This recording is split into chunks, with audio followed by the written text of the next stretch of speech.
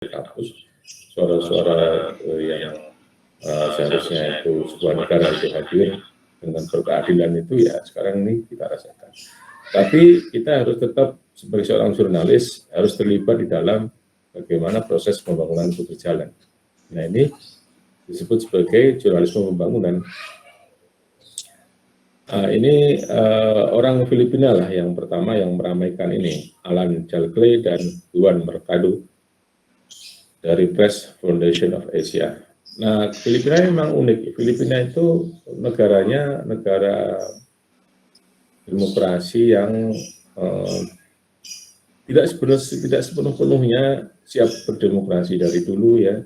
Setelah lepas dari Amerika itu mereka banyak klan-klan gitu ya, banyak dinasti-dinasti yang saling berebut untuk menduduki jabatan politik. Pernah itu di Filipina satu klan itu dihabisi ya dalam pengertian harfiah, ditembakin begitu ya karena terjadi persaingan antar klan. Nah, tetapi di sana itu jurnalismenya dari dulu itu hidup dan terakhir kan kalau Anda pasti mengikuti berita dari Madam Maria Ressa ya yang sekarang ini dinobatkan baru-baru ini dinobatkan penerima Nobel perdamaian. Itu seorang wartawati dari Filipina yang pernah lama bekerja di Jakarta sebagai kontributor Rappler ya. Rappler itu pasti teman-teman yang tahu pasti sangat memberi inspirasi.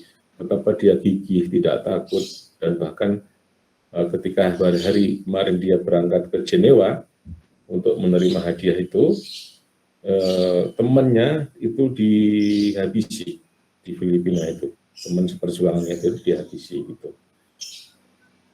Jadi dia kesedihannya bukan main gitu. Ketika kemarin dia cerita setelah diwawancarai setelah menerima hadiah Nobel itu, Nobel perdamaian. Ya itulah potret betapa seorang jurnalis dengan masyarakatnya yang sedemikian tragis gitu ya. Ya di Indonesia juga pernah terjadi seperti itu ya, tapi ya ini memang risiko pekerjaan di mana-mana selalu berisiko ya. Dan herannya itu banyak sekali ini teman-teman putri ini yang tertarik masuk jurnalistik. Ibu Maria Ressa itu juga putri kan ya. Jadi Maria Ressa ya, Maria Ressa. Itu sehingga ada, jadi kita juga banyak ikon-ikon jurnalistik yang putri, ada Najwa Shihab, ada Rosi, ya, ada siapa Ira Kusno, banyak sekali itu untuk menyebut sekedar beberapa saja. Nah, apa sih asumsinya jurnalisme pembangunan itu? Antara lain, dia berpandangan bahwa organisasi berita itu pada saatnya itu tidak, pada awalnya dulu itu tidak imbang. Dia selalu memberitakan hal-hal yang enak, hal-hal yang baik dari proses pembangunan. Dia lebih memberitakan kehidupan pejabat dan pengusaha daripada rakyat kecil. Dulunya seperti maaf ini baterai habis.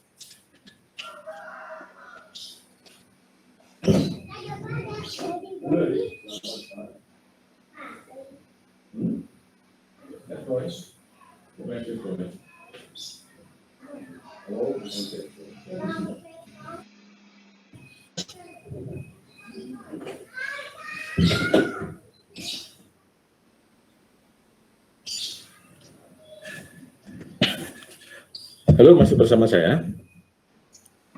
Masih, Pak. Oke. Jadi begitu ya, selama itu, waktu itu lebih jurnalistik itu lebih, atau kerja-kerja wartawan itu lebih banyak memberitakan kehidupan para pejabat dan pengusaha, orang-orang yang hidupnya berkecukupan seperti itu, tapi melupakan berita-berita dari orang-orang yang terpinggirkan, termarginalkan, yang kurang beruntung. Nah, Sebaliknya, dia kalau jurnalisme pembangunan itu menghendaki agar sebaiknya jurnalis juga mengupas ya dan memotret, melaporkan masalah-masalah yang dihadapi oleh masyarakat di negara secara netral, tidak berpihak. Ya tadi, siapa yang menuntun kita nurani, ya kita tetap berpihak, tapi berpihaknya kepada nurani, bukan berpihak kepada kepentingan kelompok tertentu. Ya, nurani, dia yang akan menyelamatkan kita. Ya. Ada nggak jurnalis yang mementingkan nilai kelompok? Ada, dan tidak menyebut banyak, tapi ada. Nah, akhirnya dia tanpa sadar terserempar, ibarat jalan itu dari kepentok kakinya, gitu ya, karena merasa bahwa yang dia bela itu membela dia, atau dia bekerja itu untuk kepentingan dia, padahal yang ada justru itu mencoreng kelompok yang dia bela. Konkretnya saya menyebut buzzer lah ya. Buzzer itu kan sudah berpihak. Kenapa buzzer itu diberi catatan? Karena dia bekerja bukan untuk hati nurani sebetulnya, untuk kelompok tertentu, untuk menyenangkan kelompok yang dia bela. Makanya di sini kita mengecualikan dari kelompok itu, pendengung-pendengung itu. Jurnalisme bangunan tidak mengenal adanya pendengung, ya, karena memang pendengung itu tidak pernah memperhatikan suara dari kelompok atau suara dari mereka yang miskin atau tertindas. Ya, mana ada itu para pendengung mendengarkan suara orang yang ditipu oleh ini calo tanah. Orang yang ditipu oleh, karena ini kan banyaknya korban penipuan ya, tapi kita naudzubillah min dzalik. Kalau dulu memang dipaksa direbut, misalnya pembangunan waduk Gedung Ombo yang ada di Ungaran, Jawa Tengah itu ya, gerobokan itu dulu memang orang diusir, mau nggak mau, kalau mau ya Anda harus pergi dengan membawa uang segini, tanah kamu itu saya hargai segini, kamu nggak boleh ngeyel gitu, katakanlah gitu. Kalau kamu nggak bertahan, ini nanti akan terendam ini. Memang betul waktu itu banyak juga yang terendam akhirnya, gitu, karena bertahan nggak mau pindah. Kayak gitu, tapi sekarang kan udah nggak ada, gitu ya. Kalau dulu, ya mereka yang jurnalis itu gampang untuk menerapkan jurnalisme pembangunan. Nah jelas dia berpihak pada kelompok yang tertindas. Kalau sekarang ini yang tertindas itu hampir yang nyata-nyata itu sulit loh, gitu ya. Makanya saya agak bingung memberi contoh. Yang paling banyak itu ya korban penipuan. Apa namanya itu yang kemarin rame itu pinjol. Nah, pinjol pinjaman online yang mungkin di antara kalian ada yang pernah jadi customernya gitu ya, walaupun selamat ya, mudah-mudahan selamat, Anda tidak ditagih yang tidak menjadi korban tagihan yang lipat-lipat itu ya. Memang financial teknologi terjadi gitu, fintech itu memang terjadi, tetapi kan kemudian disusupi oleh lintah darat gitu loh ya, rentenir gitu loh sekarang ini, itu kan yang ngeri gitu. Rentenir ini kan, kemarin itu sampai ada orang yang bunuh diri segala macam, itu bahaya itu. Makanya, nah kalau mau ya orang yang ketipu lintah darat semacam pinjol itu, nah misalnya itu kan problem dari negara berkembang. Nah kita sendiri sebenarnya kita ini di mata World Bank sudah naik sebetulnya, bukan hanya negara, kita sudah dikecualikan dari negara miskin kita ini sebetulnya. Beberapa tahun terakhir ini, dulu kita masih masuk.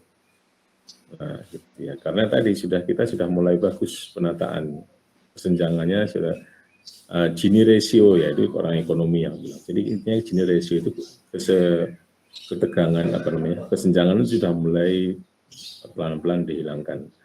Jarang orang yang sekarang ini menganggur, anak-anak muda itu menganggur jarang karena semuanya sudah hampir semuanya kuliah.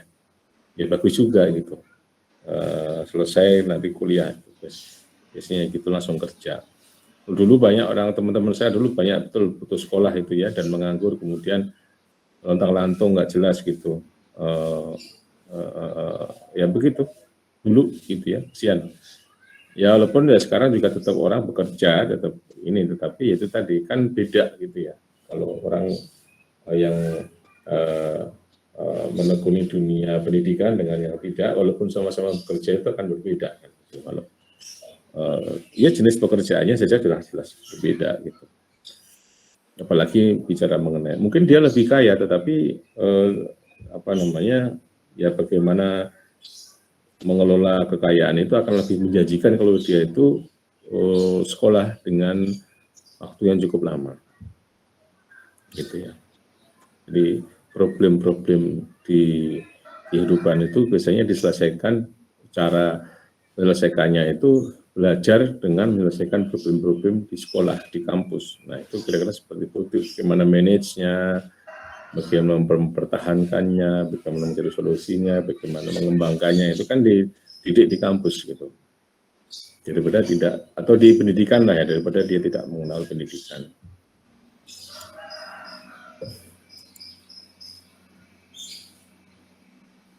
Jadi definisinya itu seperti ini teman-teman. Sebetulnya sederhana bagaimana calon jurnalis itu bisa melaporkan proses-proses pembangunan. Ya,